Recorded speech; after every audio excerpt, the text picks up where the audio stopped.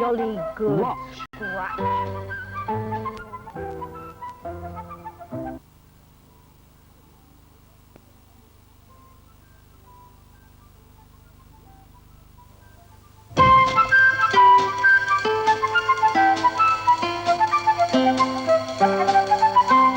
Watch.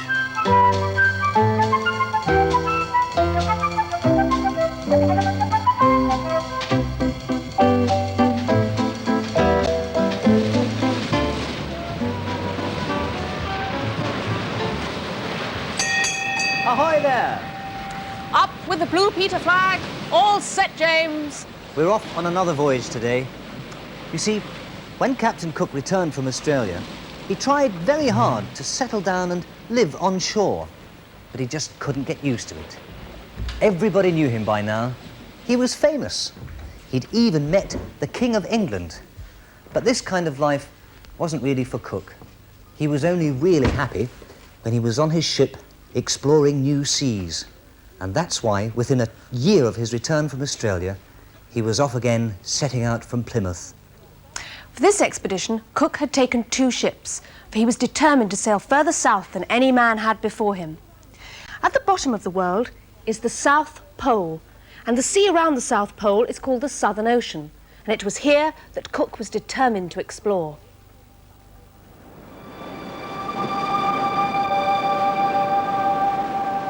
The place he was heading for was cold and unfriendly. It was a strange world of snow and ice and sudden storms.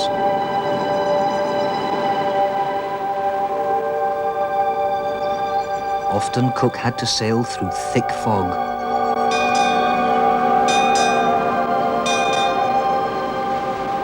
And when the fog lifted, Cook would find himself surrounded by pack ice and icebergs. Most of the South Pole is covered in thick ice, and sometimes huge lumps of ice break off from the land and float away into the sea. These are known as icebergs, and they can be very dangerous to ships.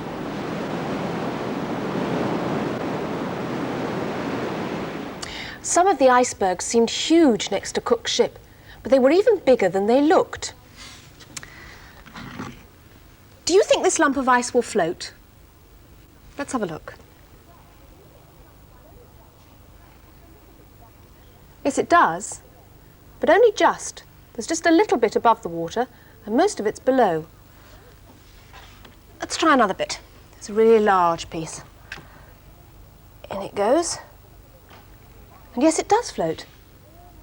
But if you look, there's just a little bit above the water, about 1/10, and all the rest is below.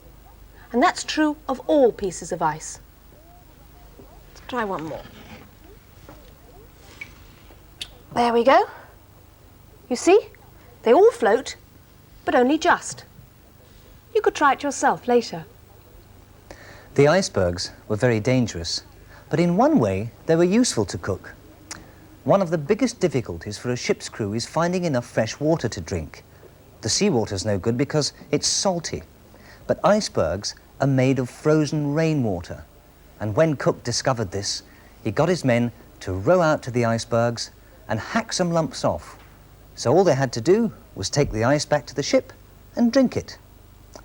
Well, that wasn't quite all they had to do. They had to do something else first. They had to make the ice into water. Now, how do you do that? You melt it. Here's a chunk of ice. If I put it into the pan, it very quickly starts to melt. Turn up the gas. And it's melting all the time.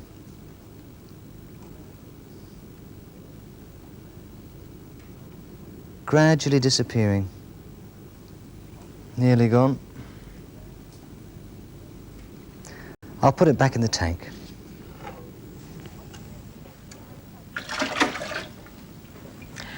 Having plenty of water was a great help to Cook and his crew. But it was a very hard life nonetheless, and they soon found that the Southern Ocean was a very lonely place. There were no other humans living there, and very few animals. One day, they were passed by a school of whales. They were killer whales, some of the largest and fiercest animals in the world.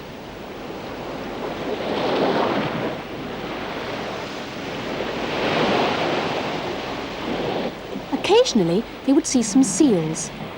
The seals looked a good deal friendlier than the whales.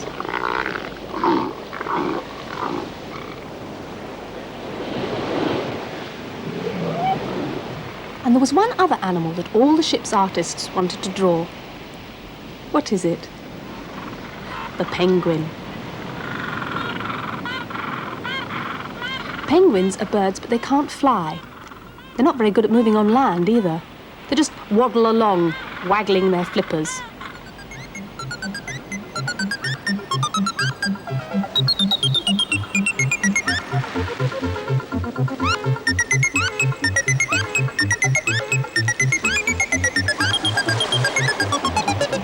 But once they get to the sea, it's a different story.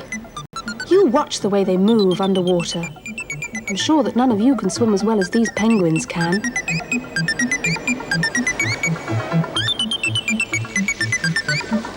Mind you, they aren't the only animals that can swim well, and when penguins know that there are whales or seals around, they hop out pretty quickly.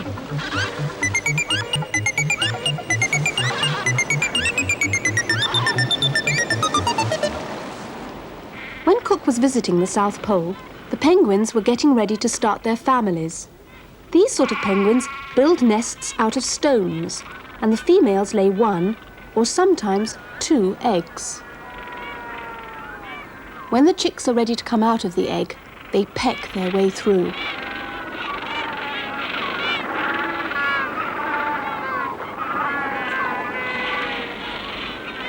The chicks are very small at first, but they grow quickly and demand food constantly from their parents. Soon, they are almost the same size as their mothers, but they still go on wanting to be fed, and that can get very tiresome for the mother.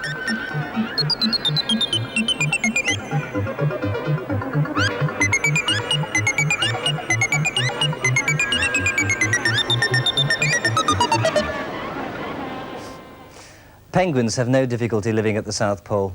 After all, their bodies are designed for it. But for Cook and his men, it wasn't so easy. By now, the sails were as stiff as wooden boards, and the ship's rigging was covered in ice. Cook gave his men special suits of warm clothing to wear, and even gave them an extra glass of brandy every day. But all this just wasn't enough. The ice in the sea grew thicker and thicker, and the weather became colder and colder.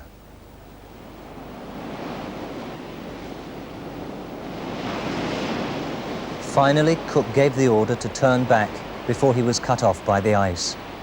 He had sailed further south than any man before him and explored the Southern Ocean, but now it was time to return to England. But that wasn't the end of Cook's story. Of the 7 great seas of the world, there were still 2 that he hadn't sailed across: the North Pacific and the Arctic Ocean. And a year later, he set sail from Plymouth on his 3rd and final voyage. As he sailed up into the North Pacific, he ran into heavy winds and gales and rough seas.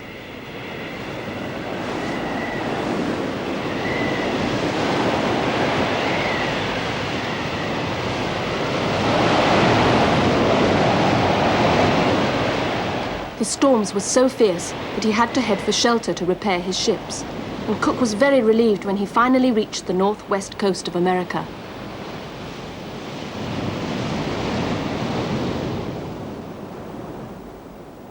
Once he was moored, Indians from the coast came paddling out in their canoes to meet him.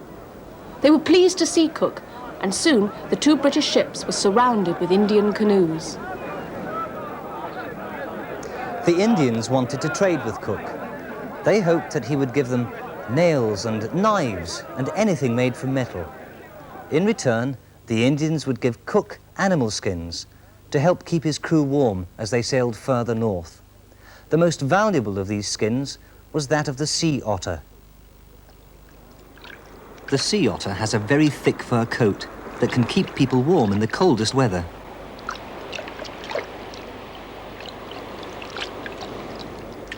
They live mainly on crabs and shellfish, and when they feed, they lie on their backs, using their tummies as tables. This one's having a crab for lunch.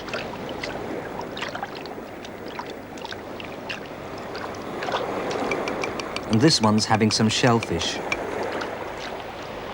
The food inside the shellfish is difficult to get at, and the otters use a stone to break the shells open.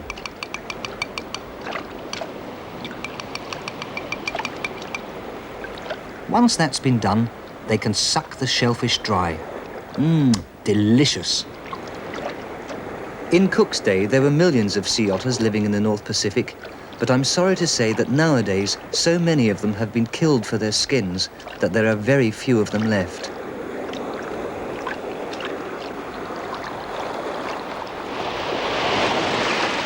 Once the ships had been repaired, Cook sailed on northwards into the Arctic Ocean.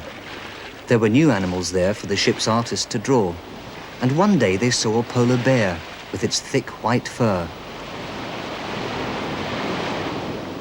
Polar bears are good swimmers and spend much of their time fishing in the water. Sometimes the mother bear will give her cubs a ride on her back.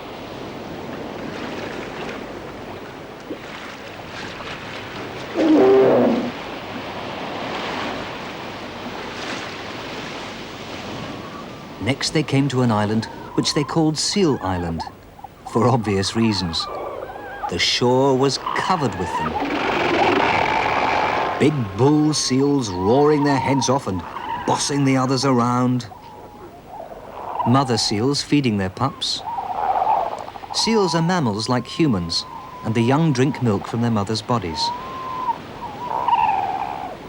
Some of the baby seals were practicing their swimming in the sea, while others just sat on the rocks and thought about it. What a lot of different animals he saw. Perhaps you'd like to draw some pictures of them after the programme. See if you can remember what kind of animals he saw when he was near the North Pole and the animals that he saw when he was down at the South Pole. After a month in the Arctic, the ice closed in, so Cook turned to the south. He had now sailed all of the 7 great seas of the world, and his voyages, unfortunately, were soon to come to a sad end. As he sailed down the North Pacific, he came to the island of Hawaii. Cook and some of his sailors went ashore to talk to the islanders. Suddenly, fighting broke out. Nobody really knows quite why. And once again, we have the ship's artists to show us what happened. As Cook and his men retreated to the boats, the islanders rushed at them with clubs and knives. Within seconds, Cook was struck down, and it was all over. The greatest sailor in the world had come to the end of his travels.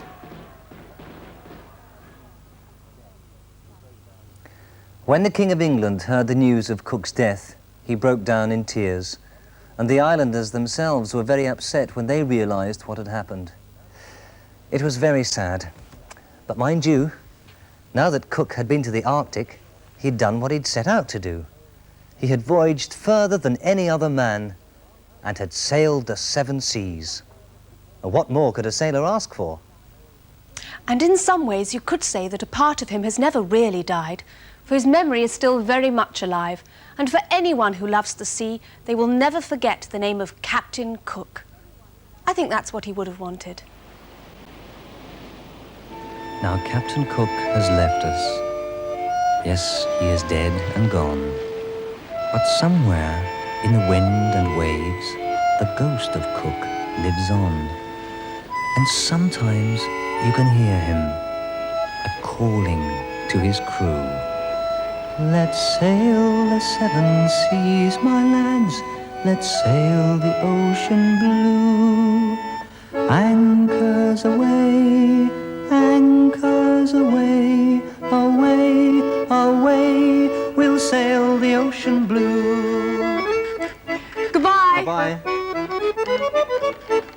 Captain Cook the sailor spoke out one summer's day. Let's all aboard the ship that's moored in yonder Plymouth Bay. Let's Let's all aboard Endeavour and whistle for a breeze. I'll sail with you, my trusty crew, I'll sail the seven seas. Anchors away, away, away.